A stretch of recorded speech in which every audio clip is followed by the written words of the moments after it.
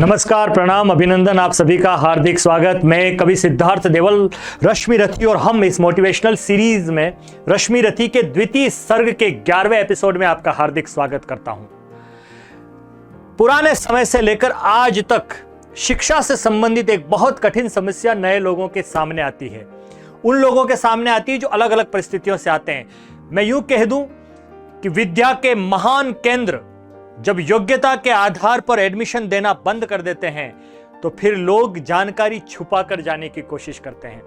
वो केंद्र जो ये तय कर देते हैं मापदंड कि हां, आपको काम नहीं मिलेगा, आपको यहां पर अध्ययन का मौका नहीं मिलेगा, या अगर वो योग्य हैं तो इशारों में समझाऊं तो यह है कि उनसे अंगूठे मांग लिए जाए दान में। ऐसी परिस्थितियों के अंदर फिर विद्यार्थी उनसे भी बड़ी जगहों पर जाने की कोशिश करते हैं। द्रोण मना कर दे तो लोग परशुराम के पास जाते हैं, उनसे भी बड़ी ताकतों के पास, और वहां पर झूठ का सहारा लेकर कर्ण की तरह उनसे विद्या ग्रहण कर लेते हैं। लेकिन मैंने पहले भी कहा था कि मिथ्या और झूठी नींवों के ऊपर शिक्षा का जो महल बनता है उसमें कोई सुख नहीं पाता। हर आदमी निराश होता है, परेशान होता है। वो शिक्षा समय आने पर भी काम नहीं आती। जैसे परशुराम ने अपना दिया हुआ सारा ज्ञान कर्ण को श्राप में दे दिया कि अब जब तुझे जरूरत पड़ेगी तब ये तेरे काम नहीं आएगा। ऐसी परिस्थिति आ सकती है। इसलिए निर्मल मन से, सच्चाई के साथ, खुले दिल के साथ हर प्रतिभा का सम्मान, सहयोग और उसका मान बढ़ाना चाहिए, जिससे वो किसी मिथ्या झूठ का सहारा लेकर नहीं पहुंचे। महाभारत का यह अद्भुत दृश्य है कि जब कर्ण के शरीर में कीट धस गया और परशुराम ने कहा कि इतना सहनशील तो ब्राह्मण हो ही नहीं सकता, तू मुझसे झूठ बोलकर सीख रहा है। आप सुनते जाइए, साथ साथ में मैं आपको बताता जाऊंगा। यह बहुत प्रासंगिक है। हम सब लोगों को भी इस बात का ध्यान रखना चाहिए। जीवन में सिर्फ डिग्रियां हासिल कर लेने से आदमी बड़ा नहीं बनता। सिर्फ मंजिल पर पहुंच जाने वाला व्यक्ति बड़ा नहीं होता। वो किस रास्ते से होकर मंजिल पर गया है यह भी बहुत मायने रखता है। तू अवश्य क्षत्रिय है पापी, बता न तो फल पाएगा। जब उनको लगा परशुराम जी को कि इसने झूठ बोला है तो कर्ण को डांट रहे हैं, वो कर्ण पर क्रोध कर रहे हैं। और गुरु अगर शिष्य पर अंतर मन से दुखी होकर क्रोध करता है तो शिष्य की शिक्षा उसी समय मर जाती है। तू अवश्य क्षत्रिय है पापी, बता न तो फल पाएगा। परशुराम के कठिन शाप में अभी भस्म हो जाएगा। क्षमा क्षमा हे देव, दयामय गिरा कर्ण गुरु के पद पर। मुख विवर्ण हो गया, अंग कांपने लगे भय से थर थर। सूत पुत्र मैं शूद्र कर्ण हूं, करुणा का अभिलाषी हूं। जो भी हूं पर देव, आपका अनुचर अंतेवासी हूं। छली नहीं मैं हाय, किंतु छल का ही तो ये काम हुआ। आया था विद्या संचय को, किंतु व्यर्थ बदनाम हुआ। कुछ लोग मन से बुरे नहीं होते हैं, लेकिन परिस्थिति जन्य कुछ ऐसी चीजें हो जाती है कि जीवन भर के लिए उन पर दाग लग जाता है। उसी दाग को अब कर्ण झेलने वाला था। बड़ा लोभ था बनूं शिष्य में कीर्ति वीर्य के जेता का। परशुराम का शिष्य बनने का, इस बड़े विद्या के केंद्र में, इस योद्धा के केंद्र में आने का मेरा मन था। गलत सर्टिफिकेट जरूर लगाए हैं लेकिन मेरा मन गलत नहीं है, ये कह रहे हैं कर्ण। बड़ा लोभ था बनूं शिष्य में कीर्ति वीर्य के जेता का। तपोदीप्त शूरमा विश्व के नूतन धर्म प्रणेता का। पर शंका थी मुझे, सत्य का अगर पता पा जाएंगे, महाराज मुझ सूत पुत्र को कुछ भी नहीं सिखाएंगे। बता सका मैं नहीं इसी से प्रभो जाति अपनी छोटी। करे देव विश्वास भावना और न थी कोई खोटी। पर इतने से भी लज्जा में हाय गड़ा सा जाता हूं। मारे बिना हृदय में अपने आप मरा सा जाता हूं। मारे बिना हृदय में अपने आप मरा सा जाता हूं। छल से पाना मान जगत में किल्विश है, मल ही तो है। कर्ण को अपने आप पर धिक्कार होने लगा कि मैंने झूठ भले ही मन से ना बोला हो, मजबूरी में बोला हो, पर झूठ तो झूठ है। उसकी गंदगी, उसकी बदबू तो आएगी ही, और उसकी तकलीफ, उसका श्राप तो भुगतना ही पड़ेगा।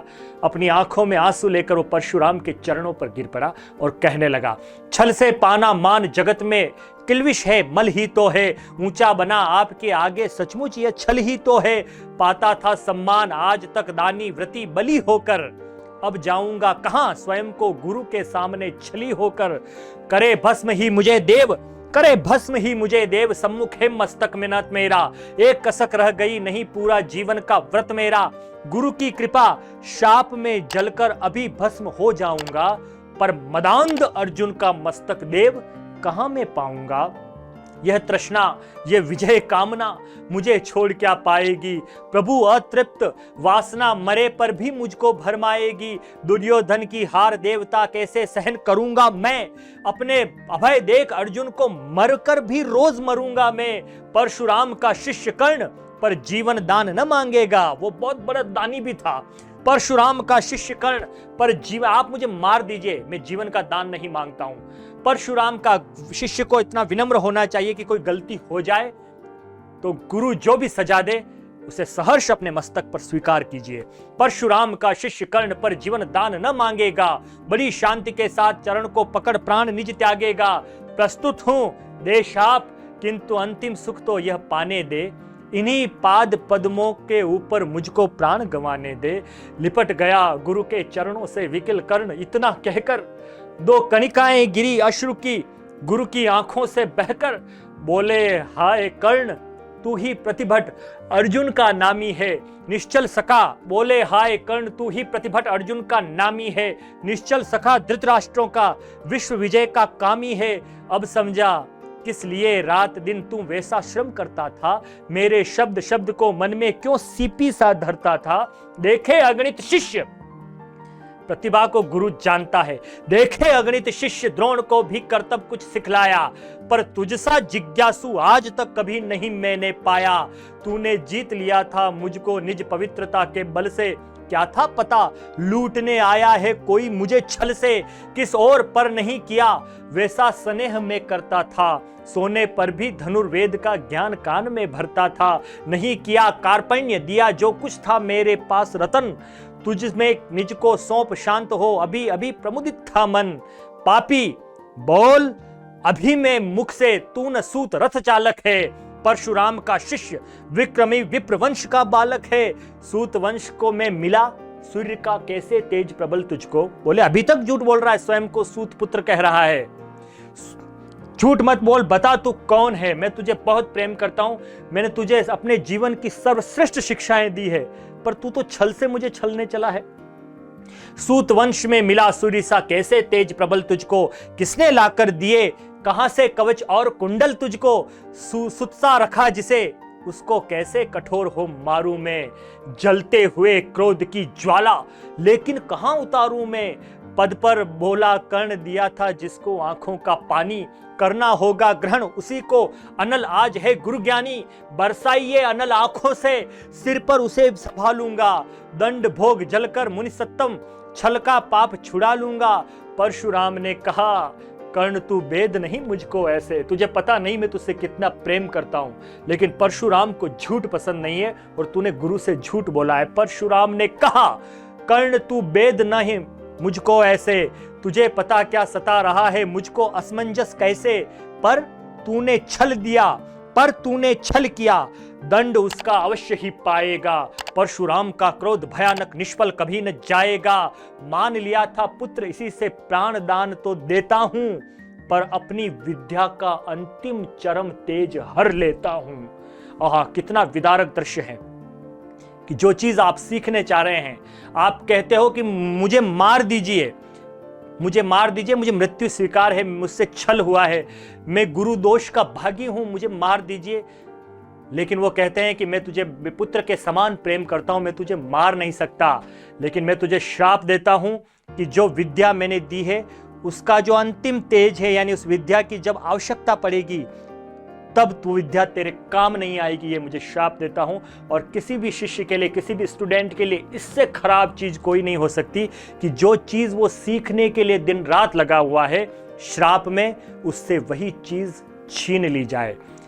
इसलिए हमेशा ट्रांसपेरेंट बने रहिएगा, हमेशा पारदर्शी बने रहिएगा आप जीवन में। मान लिया था पुत्र इसी से प्राण दान तो देता हूं, पर अपनी विद्या का अंतिम चरम तेज हर लेता हूं। सिखलाया ब्रह्मास्त्र तुझे जो, काम नहीं वो आएगा, है ये मेरा शाप, समय पर उसे भूल तू जाएगा। जो ब्रह्मास्त्र मैंने तुझे दिया है, मैं तुझे श्राप देता हूं कि जब तुझे सबसे ज्यादा इसकी जरूरत होगी तुझे ये याद ही नहीं आएगा, तू भूल जाएगा इस विद्या को। कर्ण विकल हो खड़ा हुआ, कर्ण विकल हो खड़ा हुआ, कह हाय क्या ये क्या गुरुवर, दिया शाप अत्यंत निदारुण, लिया नहीं जीवन क्यों हर। इससे अच्छा तो आप मेरी जिंदगी ले लेते।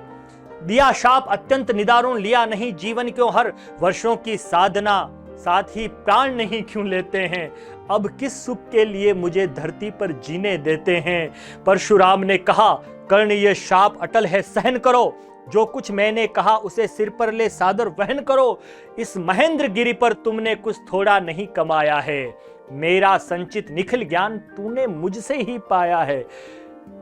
परशुराम ने कहा कि श्राप तो अब टल नहीं सकता, तुम्हारी गलती की सजा तो तुम्हें मिल गई, लेकिन इतना मत घबराओ, तुम फिर भी वीर हो। रहा नहीं ब्रह्मास्त्र एक, इससे क्या आता जाता है, एक शस्त्र बल से न वीर कोई सब दिन कहलाता है। नहीं नई कला नूतन रचनाएं, नई सूझ नूतन साधन, नए भाव नूतन उमंग से वीर बने रहते नूतन। तुम तो स्वयं दीप्त पौरुष हो, कवच और कुंडल धारी, इनके रहते तुम्हें जीत पाएगा कौन सुभट भारी। अच्छा लो वर भी की विश्व में तुम महान कहलाओगे, भारत का इतिहास कीर्ति से और धवल कर जाओगे। बोले चलो एक वरदान भी मैं तुम्हें देता हूं, तुम जीतो या हारो लेकिन दुनिया तुम्हें हमेशा गाती रहेगी जैसे मैं इस सीरीज में गा रहा हूं। ये वरदान दिया था परशुराम ने कर्ण को कि तुम्हारी कीर्ति सदियों सदियों तक, जन्मों जन्मों तक अमर रहेगी, जब तक ये सृष्टि रहेगी। कर्ण तुम्हारी महानता लोग गाते रहेंगे, सुनते रहेंगे, सुनाते रहेंगे, शिक्षा लेते रहेंगे, प्रेरणा लेते रहेंगे। अब जाओ लो विदा वत्स, कुछ कड़ा करो अपने मन को, अब जाओ लो विदा वत्स, कुछ कड़ा करो अपने मन को, रहने दो नहीं यहाँ पर हम अभिशप्त किसी जन को, हाय छीनना पड़ा मुझी को दिया हुआ अपना ही धन। सोच सोच ये बहुत विकल हो रहा, नहीं जाने क्यों मन व्रत का, पर यह निर्वाह कभी ऐसे भी करना होता है, इस कर्ज से जो दिया उसे उस कर से हरना होता है। अब जाओ तुम कर्ण, कृपा करके मुझको निसंग करो, देखो मत यूं सजल दृष्टि से, व्रत मेरा मत भंग करो, व्रत मेरा मत भंग करो। आह बुद्धि कहती कि ठीक था जो कुछ किया, परंतु हृदय मुझसे कर विद्रोह तुम्हारी मना रहा, जाने क्यों जय अनायास गुणशील तुम्हारे मन में उगते आते हैं, भीतर किसी अश्रु गंगा में मुझे बोर नहलाते हैं। जाओ जाओ कर्ण, मुझे बिल्कुल असंग हो जाने दो। प्रतिभाएं जब लौट जाती है तो बड़ी पीड़ा होती है।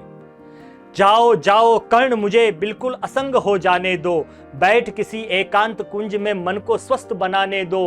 भय है तुम्हें निराश देखकर छाती कहीं न फट जाए, फिरा न लूं अभिशाप पिघल कर वाणी नहीं उलट जाए।